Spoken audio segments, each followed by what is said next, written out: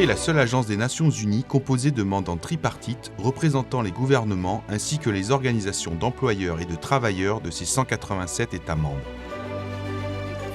Cela en fait un forum unique pour organiser le dialogue social autour des questions les plus sensibles du monde du travail. Depuis 100 ans, l'Organisation internationale du travail collabore avec ses mandants pour défendre les droits des travailleuses et des travailleurs du monde entier. L'OIT définit les normes internationales du travail, élabore des directives techniques et conçoit des outils visant à garantir le plein emploi productif et un travail décent pour tous.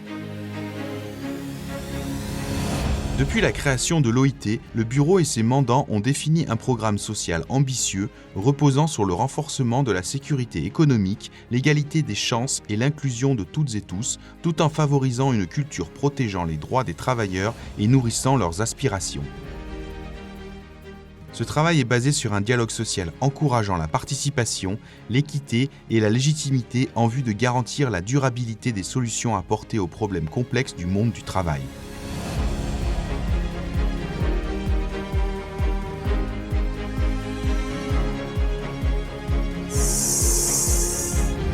The ILO was founded 100 years ago with the mission of promoting social justice and decent working conditions as the best way of assuring stability and peace in the world. And from the very beginning, an explicit part of our mandate was protecting the interests and the rights of migrant workers, people working in countries other than their own.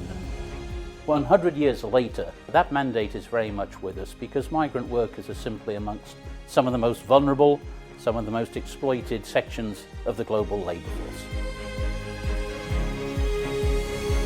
Selon les dernières estimations mondiales de l'OIT, les travailleurs migrants représentent 164 millions des quelques 258 millions de migrants internationaux dans le monde, soit 70% de tous les migrants en âge de travailler. Les femmes en constituant près de la moitié. Les travailleurs migrants contribuent fortement à la croissance et au développement des régions d'accueil, ainsi que de leurs familles et communautés d'origine qui profitent largement d'envois de fonds leur assurant des moyens de subsistance, la santé et l'éducation. Ils reviennent ensuite dans leur pays avec des compétences essentielles acquises pendant la migration.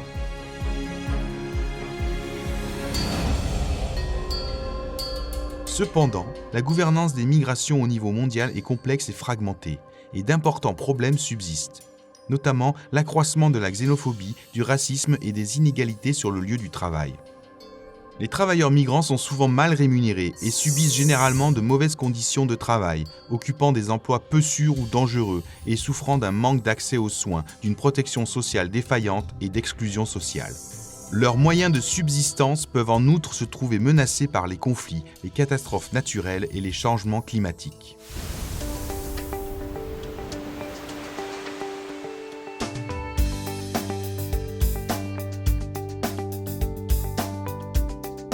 Des cadres de migration de main-d'œuvre équitables, incluant la garantie d'un recrutement juste, constituent un moyen de reconnaissance du potentiel humain des travailleurs migrants et un élément essentiel pour garantir la mise en œuvre effective du programme de développement à l'horizon 2030 et des objectifs de développement durable des Nations Unies. C'est en raison des vulnérabilités spécifiques auxquelles sont confrontées les personnes employées à l'étranger que le mandat essentiel de protéger les travailleurs migrants a été confié à l'OIT dans sa constitution fondatrice de 1919. En Afrique, l'OIT collabore étroitement avec les organisations d'employeurs et de travailleurs pour promouvoir des conditions de travail équitables. Labour migration has always been there. When you look at the changes that have taken place over the last few years, the issue of labour migration has come up first in relation to the global dialogue and the kind of positions that have been taken by different countries around this issue, which have implications for Africa. Statistics shows that 80% of Africans who leave their countries stay within Africa. How do we address those push factors that make people have to leave their countries? Not because they want to, but because they see that's the only option. And then where people want to live, how do we help countries in sub-regions to develop the necessary framework that will make for effective governance?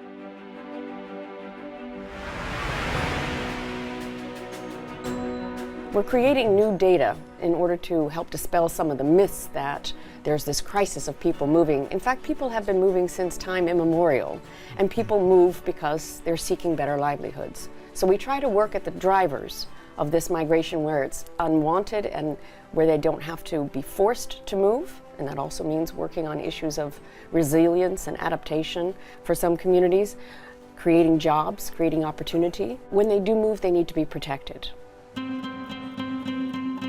L'OIT utilise une approche pragmatique pour aider les travailleurs réfugiés et les communautés d'accueil à trouver des opportunités de travail décents dans des pays comme la Jordanie. الدراسة التي قامت بها منظمة العمل الدولية مؤخراً حول ظروف العمل في القطاع الزراعي، طبعاً استهدفنا عينة من العمال وخصوصاً العمال السوريين في القطاع الزراعي، وأيضاً استهدفنا الحاصلين على تصاريح العمل لكي ندرس مدى أثر تصاريح العمل على ظروف العمل في القطاع الزراعي. ولكن هناك تحديات من أهمها هو عدم وجود أسواق للبضائع والمنتجات التي يتم تصنيعها في الأردن وفي الأسواق الأوروبية. L'OIT travaille avec ses partenaires et en collaboration avec le secteur privé. The history of business, the history also of labor markets is linked to migration. We cannot deny that. If you really want to improve the way you handle a skills gap, it's very often the case that you need migrant workers. There is an absolute lack of understanding that we thought we were breaking through in the beginning of this century around the fact that migrant workers don't take people's jobs. They actually make an amazing contribution to economies in host countries. En Europe, l'OIT s'emploie à aider les réfugiés en quête d'opportunités d'emploi. Depuis mai 2018, j'ai été reconnu réfugié. Et quand je suis arrivé en Belgique, je suis passé par plein de séminaires.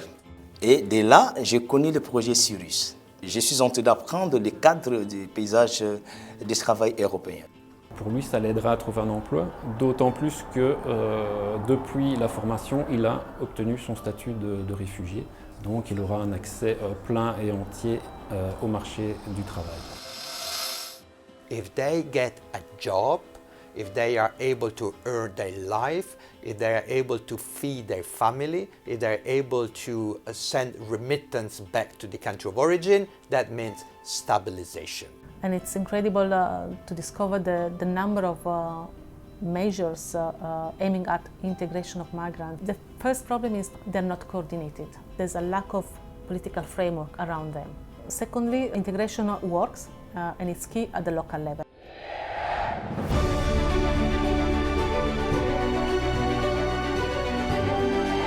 The first thing we all have to realise is that migration is going to be a very important, probably a growing part of the future of work. And that's not a bad thing, that's a good thing, because migrants can and do contribute enormously to the interests of countries which receive them and those from which they come. So we have to confront, I think, prejudice, anti-migrant feeling with the facts. And the facts are that migration is this very positive part of the future. And given that, it's our job to create this positive landscape for the future, where migrants both give and receive to the best of their ability and do form a part of this better future that in the ILO centenary we want to create for the world of work.